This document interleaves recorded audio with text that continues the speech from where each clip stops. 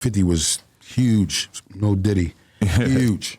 Yeah, 100%. Wait, so you could say no Diddy even though you're basically an adamant Diddy defender? Yeah. Wow, that's crazy. I mean, so I won't adamant defend because nobody, that's what I'm saying, because he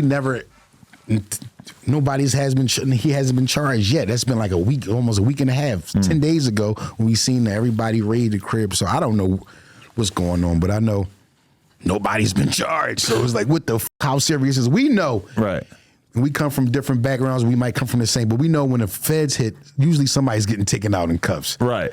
I mean, like that hasn't happened. My thing about it too is that most or almost everybody who's in your position, who is an actual artist on the label for a long period of time, who spent years and years and years around them. Now there are exceptions because you can look at somebody like Gene Deal was a bodyguard and he has some crazy ass stories, but it feels like I don't see Mace. Mace is like the #1 person that has a reason to shit on Diddy and to paint some false narratives about him. He ain't doing it. It feels like most people on the guy's side of things are not really out there. And I'm particularly concerned with the gay accusations because it doesn't feel like we have really enough to go on to solidify that.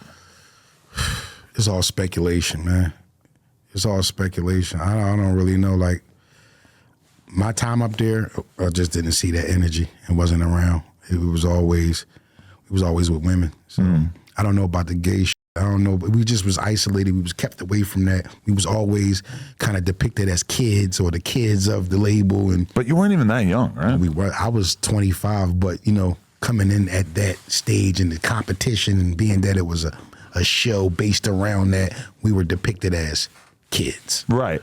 Was there an extent to which you were concerned that this being such a huge part of your come up, that then the other rappers might not necessarily take you as serious because reality TV tends to have that effect? No, for sure. It hurt us a lot being hazed on TV, but the hip hop community in whole didn't resonate with us because of all the hazing. But we was real big with the college crowd because of the hazing. You understand? So military people and people that is in the workforce, job orientation, like that, people that really get up and have to work a job or provide for their family understand the hazing part to some extent.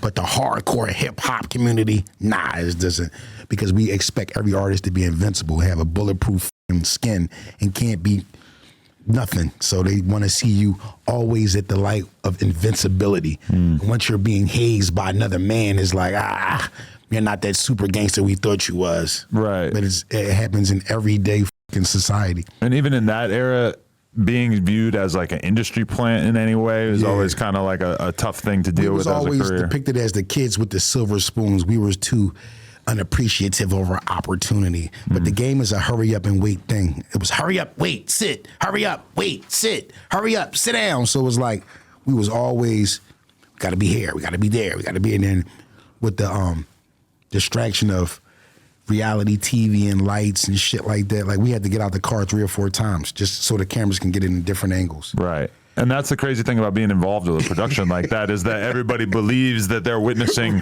reality, and then you kind of you almost don't even want to explain to people like what you're seeing on TV is completely different than what really happened, because it sounds like you're copping a plea, it sounds like you're making excuses, and you can't really expect people to understand.